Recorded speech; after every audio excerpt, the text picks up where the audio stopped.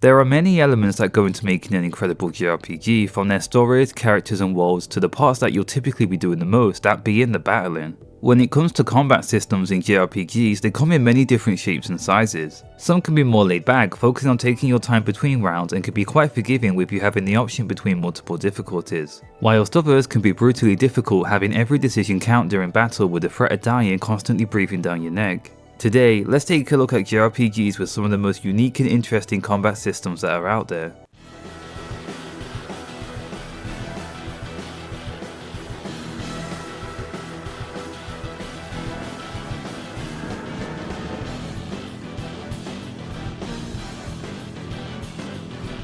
Starting off with a bang, and the reason behind this video's creation, we have Resonance of Fate. Just look at this gameplay, it honestly speaks for itself. Everything is so stylish and flashy with its bullet time centered battle system. This is one of the few JRPGs out there where someone could walk in on me playing and I wouldn't hit pause, even if you don't know what's going on. For a lack of a better word, it's just cool. It's hard to believe that this title is over 10 years old, releasing back in 2010 on the PlayStation 3 and Xbox 360. Anyway, combat in Resonance of Fate has you controlling 3 players across a field, similar to something like Valkyria Chronicles. Enemies don't move until you do.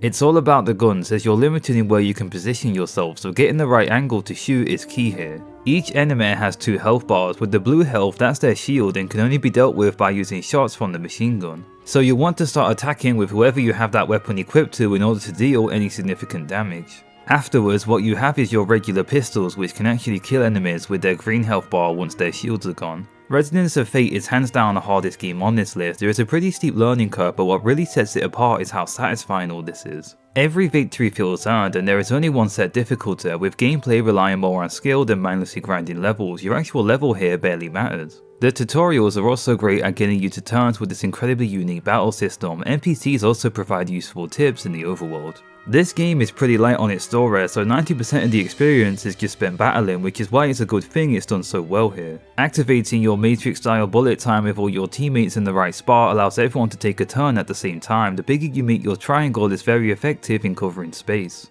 It's so satisfying. You can launch an enemy skyrocketing as they drop tons of items, and the sound design here is just icing on the cake.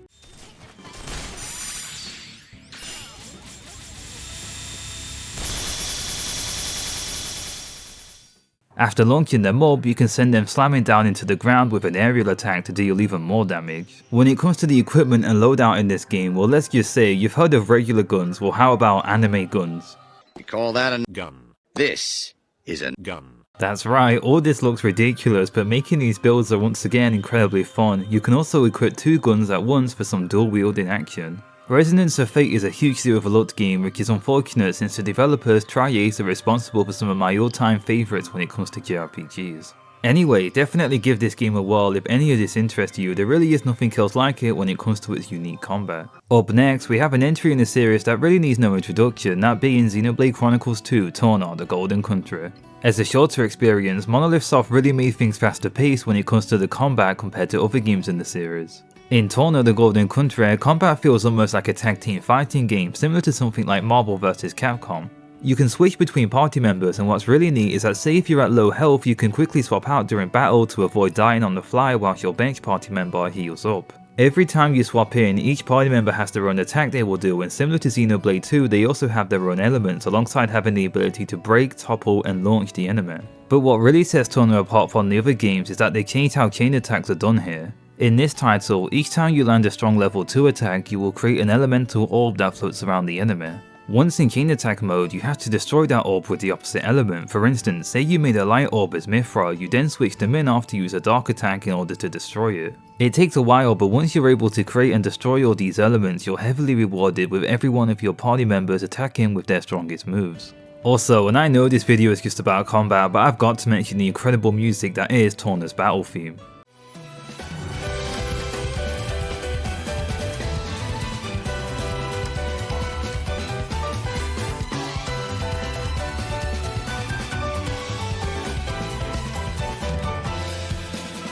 It's also nice being able to control both blades and drivers simultaneously, which was a feature I wish was in the original game. As a result of this, however, there is a lot happening on screen during battle, but that's become a bit of a meme in the community for this series. Moving on, we have the latest intro from my favourite JRPG series, that being Trails Through Daybreak. Where do I even begin here? Every Trails game builds off of the previous one, both narratively and when it comes to its combat. Where Daybreak truly shines from the rest, however, is how the game is part action and part turn-based JRPG. At any point during an encounter, you can attack them and roll away from moves, but if you want, you can initiate the turn-based system. Both modes complement one another, giving you a huge advantage when it comes to switching over. Similar to Final Fantasy VII's materia system, you can equip quartz to go for specific builds and give any party member any magic move and ability. Say if you wanted a healer, you can solely equip them with blue quartz to create a specific build, but you can also mix and match different quartz since they also affect the character's stats. And on top of all that craziness, there's also shards that allow you to buff and attack. Enemies have shields you have to destroy, with where in particular you attack mattering.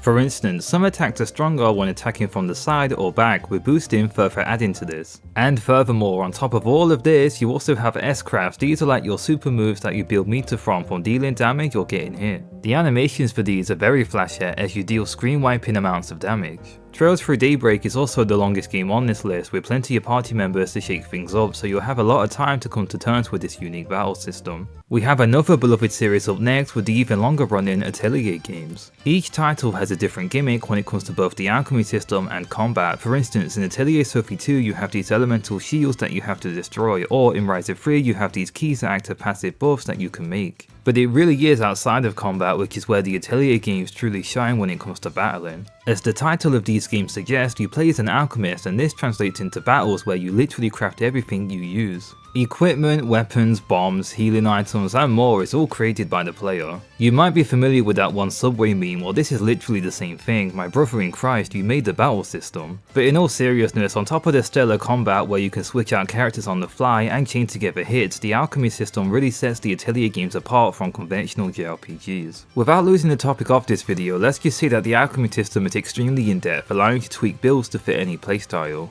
You can fine-tune properties with these branching skill tree-like crafting mechanics. On top of that, you can also add traits to equipment and items which can further change the properties, with certain traits being further buffed when combined with others. I also really recommend going beyond what the game tells you, since it can be somewhat easier if you know what you're doing to make some incredibly broken builds using alchemy. I'm really looking forward to when the next installment drops with Atelier Yumiel to see what they will do next with the combat system that's tied to the alchemy. Things are looking very promising so far. This is going to be interesting, but I have two smaller examples of unique combat systems in JRPGs up next. First off is a game that I doubt anyone has heard of, that being the Sword of Etheria, which was made by Konami back in 2006 on the PlayStation 2. I'll be honest with this one, there isn't really anything incredible, it's a 3-team Dynasty Warriors clone with a somewhat confusing story. But one aspect about this game's battle system that I wanted to bring up is how you have this strange volleyball-esque centered gimmick. After attacking the enemy, you have the option to launch them to your teammates and to continuously increase the combo by making sure you don't drop them, similar to a tag team fighting game. If you perform enough juggles, you then do a super move which can deal even more damage on top of what you've already done. Outside of this gimmick that the game is centered around, the combat is fairly much just mindless button mashing, but where else am I going to bring up this title? The second smaller example I have is Parasite Eve. This game was very experimental back in the day.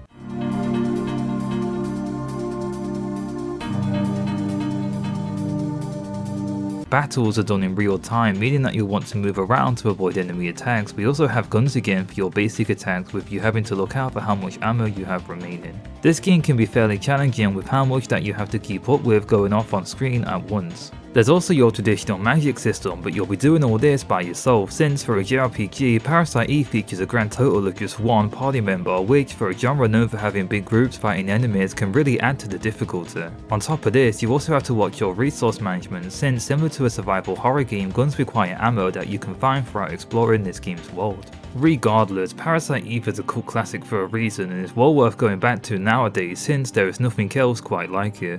Next up, we have two games in one, Tales of Symphonia and Graces. The Tales of series is known for having a really unique approach when it comes to its combat. Firstly, both titles support couch cooperative play for up to 4 players, with each controller port corresponding to that specific party member, kinda like an old arcade game with its drop in, drop out nature. Getting into the actual combat itself, Symphonia is much more forgiving, with it mainly focusing on juggling your opponent. With the right amount of setup and understanding, you can outright crush enemy encounters, practically performing infinites when it comes to juggle loops. For a newcomer, Synphonia is definitely the way to go. However, if you're looking for a bit more depth, then the recently released Tales of Grace's F-port to modern systems might be more your speed. This time around, arenas are much bigger, allowing for more movement options on the field. For instance, you have what's known as this E-lift gauge over on the far left side of the screen. In order to build it up, the game heavily rewards sidestepping to dodge the enemy, alongside only attacking the enemy when it isn't blocking. Alongside that, you also have your own block, which can be further charged to guarantee that your next move will deal hit stun, which can open them up to being juggled. Once you build up your meter, all your moves cost no resources and you can use your special attack, dealing a good bit of damage. Each party member also has a different playstyle from one another, with some being better at ranged attacks or close up with melee damage. From my personal experience, Synphonia definitely has the better story, but if you're looking for a JRPG with an interesting and unique combat system, then Grace's F is the way to go. Regardless, you really can't go wrong with either game here, both are incredible experiences. For our final game, we have one that is mostly beloved for its combat, that being Paper Mario and the Thousand Year Door. Now, most people already know what makes this title so special, but I'll try and put my own personal take on it. Firstly, I'm just going to say my favourite part, parrying. That's right, in a turn-based JRPG there is parrying, which this game calls safe blocking. I wish more JRPGs had this mechanic, but I can understand why it would be so hard to implement. The whole game relies on you reacting in real time to perform moves correctly or to block enemy attacks. It takes some getting used to at first, but it's incredibly satisfying to pull off. On top of that, there's also a ton of customization with the game's badges. These act as passive buffs and can somewhat be used as a makeshift difficulty slider of sorts. Some are your average buffs such as more HP, but others like the all or nothing badge rely on you perfectly timing your attacks in order to deal any significant amount of damage, with missing the timing amounting to 0 damage dealt. There's also the audience that throws even more RNG into the mix, with them throwing items at you, both good and bad. Alongside that, you also have the Crystal Stars. These are these screen wiping moves that can absolutely demolish your enemies. The list honestly goes on. I haven't even mentioned the partner characters that have their own unique moves and abilities. Honestly, the Thousand Year Door is still what many will consider the gold standard when it comes to fun, interesting and unique combat systems in JRPGs, and even though it stands out like a sore thumb among these other games, it really just makes it more fitting to appear in a video like this. When it comes to unique JRPG combat systems, this video has barely scratched the surface. There are still plenty of titles that still come to mind, like the COD system in Baten Kaitos or the complete insanity that is the combat in Valkyrie Profile 2 Sumeria. There's still more than enough material to cover a potential follow-up video down the line someday. But what are some unique combat systems that you've come across in your favourite JRPGs? I'm curious. Also, any feedback on this video would be appreciated. Thank you so much for watching and I hope you have a nice rest of your day.